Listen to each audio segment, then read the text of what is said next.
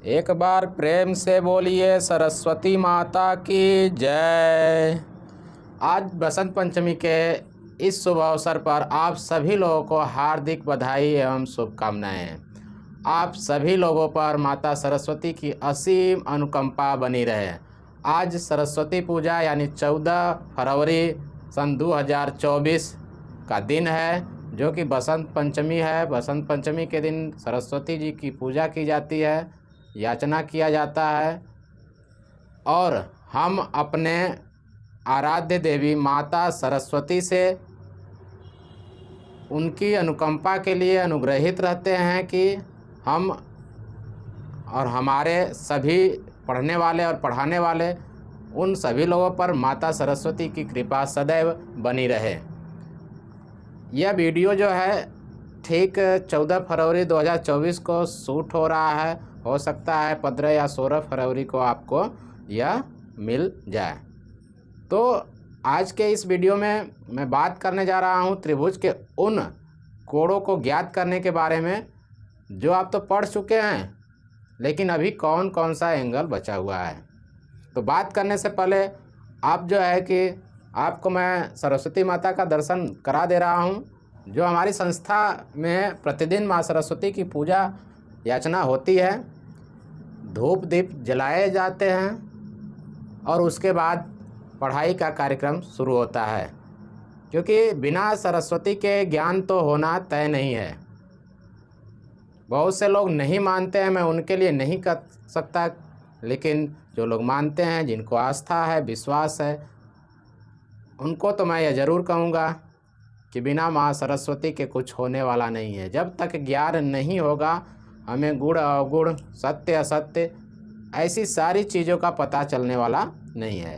तो ज्ञान की देवी माता सरस्वती को एक बार नहीं 1000 बार नमन करते हुए हम लोग आगे बढ़ेंगे।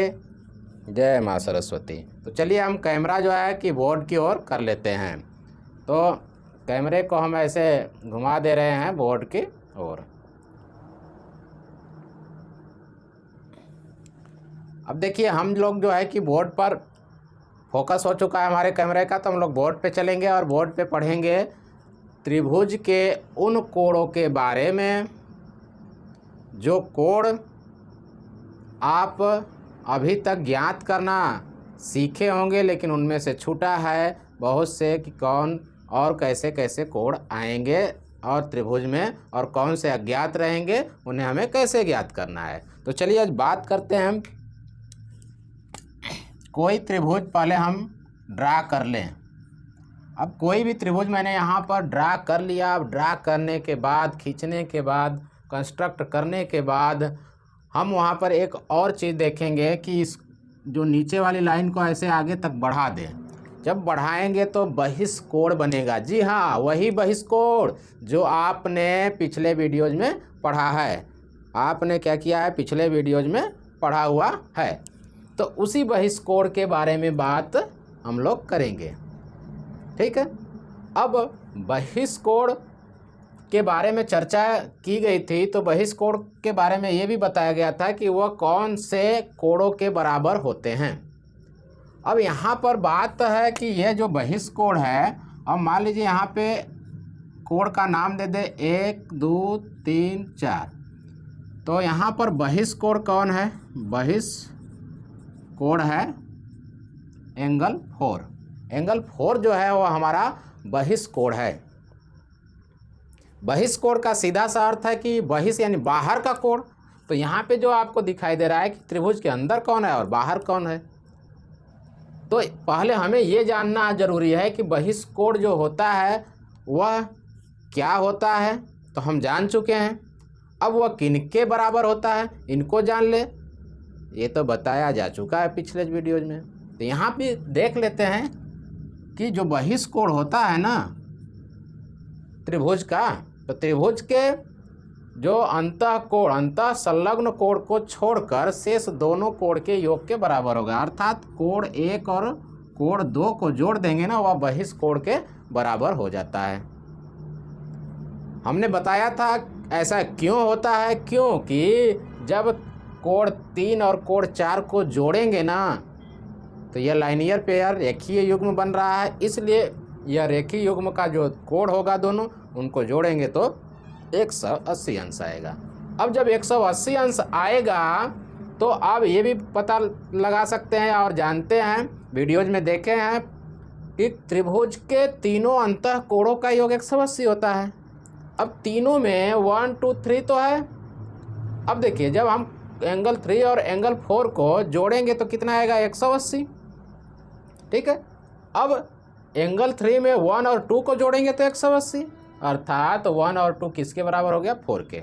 आपको नहीं समझ में आ रहा है तो मैं यहाँ पे साफ साफ क्लियर कर दे रहा हूँ कि एंगल 3 प्लस एंगल 4 जोड़ेंगे तो 180 होगा, क्योंकि ये कौन सा कोण यहाँ बन रहे हैं, रेखीय युग्म बन रहा है। क्या बन रहा है, रेखीय युग्म बन रहा है। अब रेखीय युग्म बन रहा है तो दोनों को जोड़ेंगे तो 180 ही आएगा।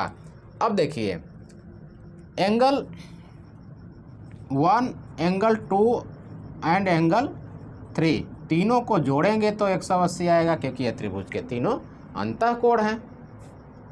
तो अब देखिए यहाँ पर इनका तुलना कीजिए, तुलना करने पर हमें यहाँ 3 दिखाई दे रहा है, यहाँ भी 3 दिखाई दे रहा है, लेकिन 4 के स्थान पे यहाँ पर ये दोनों दिखाई दे रहा है।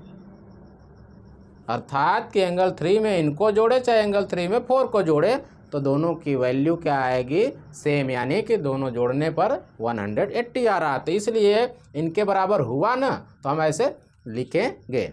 अब चलिए बहिष्कोण के बारे में आप अच्छी तरीके से जान गए हैं, तो आप किसी भी कोण को अगर अज्ञात है और कुछ कोण दिए हैं तो उनको आप आसानी से फाइंड कर सकते हैं। कैसे करेंगे फाइंड, चलिए आइए जानते हैं। फाइंड करना यह कोई पहाड़ थोड़ा है, नामुमकिन चीज़ थोड़ा है, थोड़ी मुश्किल हो सकती है। अब चलिए यहाँ पर मान लीजिए कि कोण बहिष्कोण जो है वह 130 अंश का है। बहिष्कोण 130 अंश का है। ठीक है, चलिए 130 हो गया। अब उसके बाद क्या होगा कि एंगल 3 जो है वो 50 अंश का है। चलिए 50 अंश हो गया। अब कहेंगे कि अरे यह जोड़ा जाएगा तो 180, देख लीजिए 180 आ ही रहा है। चलिए 50 हो गया, ऐसे दिया हुआ है। अभी और भी चीज़ें इसमें बनेंगी। और एंगल 2 जो है 70 डिग्री का हो गया, तो एंगल 1 कितना होगा। ठीक है, अब देखिए यहाँ पर यदि इस प्रकार से सवालें दी जाएगी तो यहाँ पर बहिष्कोण होने का कोई मतलब नहीं है। बहिष्कोण होने का कोई मतलब नहीं है, हो या न हो, हम तो इन दोनों कोणों से इसे फाइंड कर सकते हैं, पता लगा सकते हैं। अब रह गई बात कि यह कोण दिया ही न हो, यह कोण पता ही न हो, तो इन दोनों कोणों को हम कैसे पता करेंगे। ठीक है, तो हमारा जो फार्मूला होता है बहिष्कोण का ना, इस बहिष्कोण के फार्मूले को हम रख करके पता कर सकते हैं। अब बात आ गई कि क्या हम बहिष्कोण का फार्मूला लगाएंगे तभी यहाँ पर सवाल लगेगा या नहीं लगेगा, तो भी लग जाएगा यदि हम रेखीय युग्म की बात करें तो।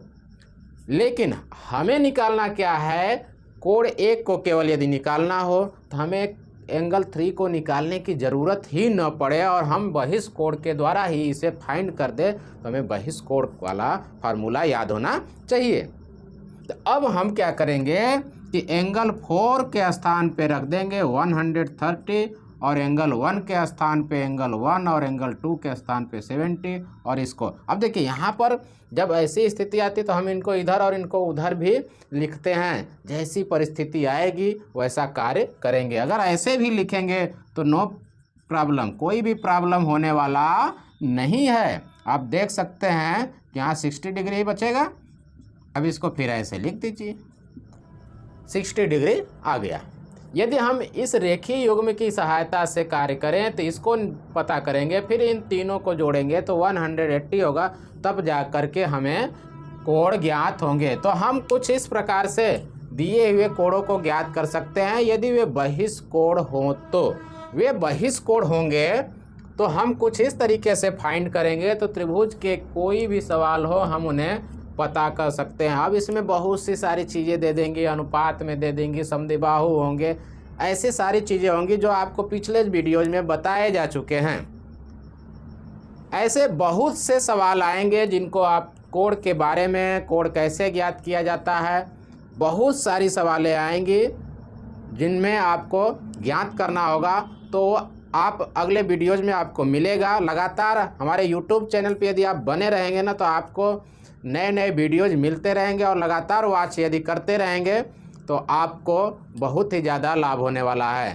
तो यहाँ पर जो बहिष्कोण के बारे में जो जानकारी दी गई है ये इतना सरल और आसान है कि कोई भी देख करके सीख सकता है। यदि आपको यह वीडियो अच्छी लगी तो कमेंट कर ज़रूर बताइएगा। कमेंट में एक बार माँ सरस्वती की जयकारा जरूर, सरस्वती माता के लिए कोई ना कोई 2 शब्द जरूर लिखिएगा। मैं आशा करता हूँ कि आपको वीडियो बहुत ही अच्छी लगी होगी। आज का वीडियो नमस्कार, जय हिंद या किसी और चीज़ से न शुरुआत हुई थी और न समाप्त होगी।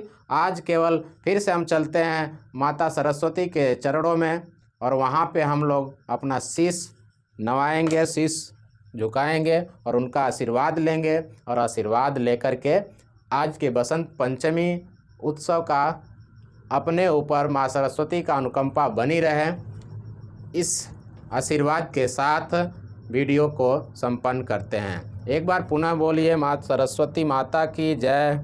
हे माँ सरस्वती, कल्याण करो माते, जगत का कल्याण करिए माते। जय माँ सरस्वती।